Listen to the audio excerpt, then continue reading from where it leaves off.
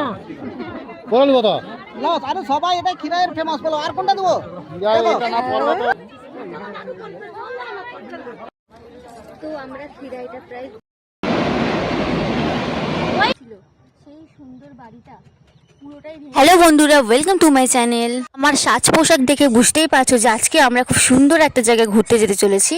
মেদিনীপুরের সব থেকে famous village of the flower মানে খিরাই। হ্যাঁ, আজকে আমি সেখানেই ঘুরতে যেতে চলেছি। সারাদিন কোথায় ঘুরলাম কি করলাম ভিডিওটা শেষ পর্যন্ত দেখতে থাকো। প্রথমেই সুন্দর একটা ড্রেস পরে রেডি হয়ে গেলাম, এইদিকে বকবক করতে করতে আমরা বেরিয়ে গেলাম। এদিকে দেখো এত পরিমাণে গাড়িটা চলছিল, মানে এত পরিমাণে রাস্তাটাও অবস্থা খারাপ, ওই জন্য আমি ভিডিওটা ঠিকঠাক করতে পারছিলাম না, মানে কোনো রকমের ভিডিওটা করছি মানে আমি একেবারে নাজেহাল হয়ে যাচ্ছিল। রাস্তার অবস্থা এত পরিমাণে খারাপ, মানে ব্যায়াম করতে লাগবে না এত পরিমাণে খারাপ। যাই হোক, এদিকে বকবক করতে করতে আমরা চলেই এই যে খিরাই স্টার্ট, এখান থেকে ফুলের বাগান শুরু, মানে প্রত্যেকটা ফুলের বাগান এত সুন্দর, মানে কতটা জমি জুড়ে যে ফুলের বাগানটা রয়েছে মানে সেটাই শুধু ভাবছি।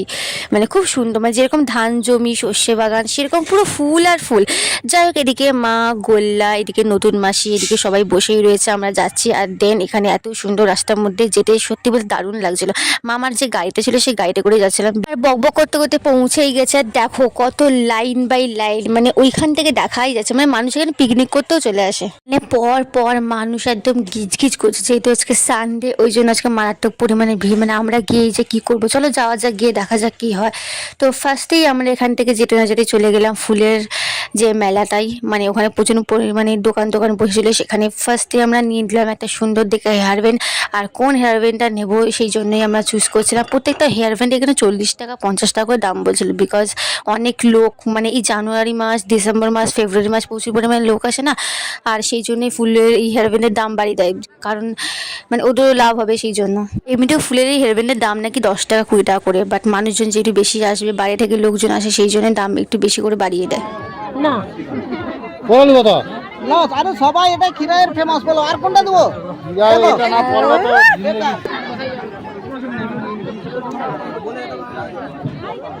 তো এখন ফুল পরাপুরি চলছে সবাই মিলে। এইটা মুখটা দেখাও একটু। তো গাইস, আমরা চলে এসেছি খিরাই, আর এখানে প্রচণ্ড ভিড়, যেহেতু আজকে রবিবারের বাজার ওই জন্য আজকে মারাত্মক ভিড়। তো দেখতেই পাচ্ছি চলে এসেছি, আমি মাথায় সুন্দরতে হেয়ার ব্যান্ড করেই নিয়েছি।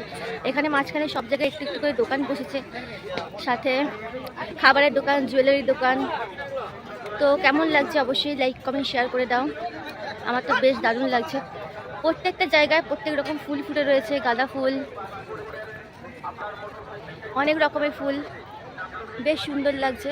দেখো প্রকৃতি চারদিকে শুধু ফুল আর ফুল, ফুল আর ফুল। বল কেমন লাগছে বল। কোথায় হেভি লাগছে, ভীষণ অসাধারণ। ফুলের এই হেয়ার ব্যান্ডটা আমার এত ভালো লাগে না যে কি বলবো, মানে এখানে আসলে ওই হেয়ার ব্যান্ডটা কিনতেই হবে, মানে এত সুন্দর করে এরা বানায়। আর এদিকে দেখো লোকজন পুরো একদম গিজগিজ করছে, মানে যাওয়ারও কোনো রাস্তা নেই। যাই হোক, মানে কি বলবো। তারপর আমরা এখানে চলে আসলাম খুব সুন্দর সুন্দর ফুলের বাগান দেখতে, এখানে শ্যুট করতে। মানুষটা এখানে ভিডিও শ্যুট করতেই আসে না, বড় বড় ইউটিউবাররা আসে, ইউপি থেকে আসে, কলকাতা থেকে আসে, বিভিন্ন দেশ থেকে আসে, পুরো লোকজন ভিড় হয়ে যায়।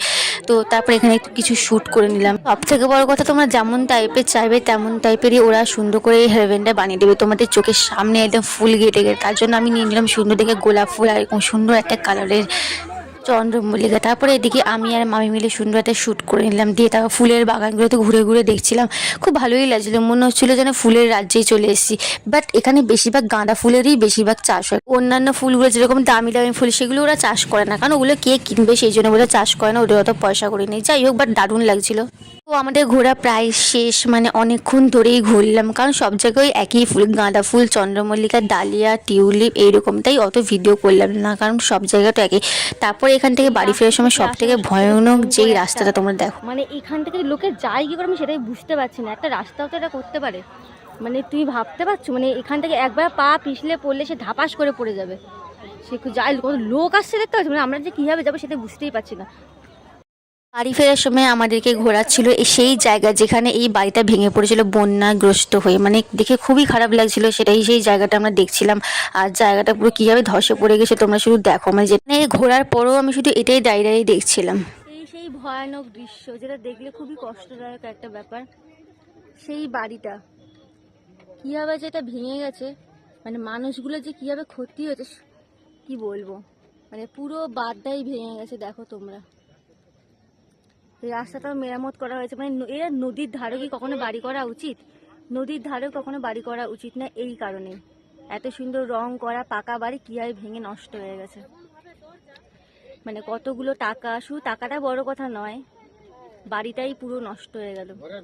মানুষজন যে কোথায় আছে এখন, সেই মুহূর্তে যে ওদের কি পরিস্থিতি ছিল সেটা মানে বুঝতেই পারা গেছে। খুব পরিমাণে ভাইরাল হয়েছিল, সেটাই এখন আমরা এসেছি দেখতে।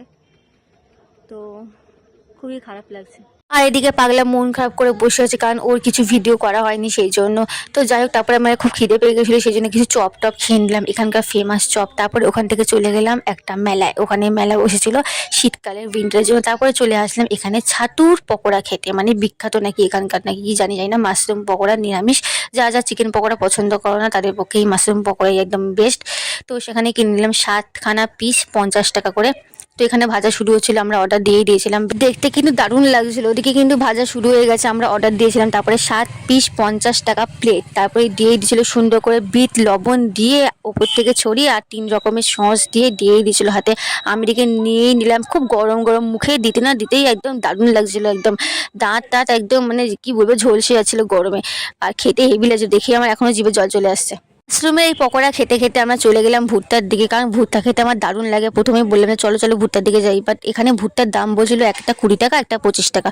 তারপর ওখান থেকে ভুট্টা নিয়ে নিলাম, খেতে আমার বেশ ভালোই লাগে। মেলার এখানে ঢুকে শুধু আমরা খাবার দাবারই খেয়েছি, বেশি কিছু কিনিনি, কারণ খেতে বেশ ভালোই লাগে আমার। যাই হোক, বন্ধুরা আমি খাচ্ছি ভুট্টা। ভুট্টা খাওয়ার পর চলে গেলাম জিলিপির দিকে, কারণ মেলায় আমরা এসে শুধু খাবার দাবারই কিনতে, বেশি কিছু না। তারপর এখান থেকে সুন্দর একটা জিলিপি কিনে নিলাম, 250 টাকা নিয়েছিল, বাট খেতে বেশ ভালো লেগেছে। সত্যি বলতে জিলিপির গন্ধটা আমার এত ভালো লেগেছে না, আমি 4-5টা উড়িয়ে দিয়েছি, আমার এত দারুণ লেগেছে। তারপর জিলিপি খাওয়ার পর চলে গেলাম ফুচকার দিকে। ফুচকা আমি খেয়ে নিলাম, ফুচকাটা বেশ দারুণ ছিল। এখানকার ফেমাস ফুচকা, মানে সবকিছু এখানকার ফেমাস। যাই হোক, ভিডিওটা এখানে শেষ করছি। ভালো লাগলে অবশ্যই লাইক কমেন্ট শেয়ার করে দাও, সাবস্ক্রাইব করতে ভুলো না। পুরো ভিডিওটা কেমন লাগছে অবশ্যই কিন্তু তোমরা কমেন্ট করে দিও। তো গাইস, তোমরা এদিকে পুরো ভিডিওটা দেখতে থাকো, আর আমি এদিকে ঝাল স্পাইসি ফুচকা খেতে খেতে বাড়ি চলে যাই। Thanks for watching guys, bye, love you.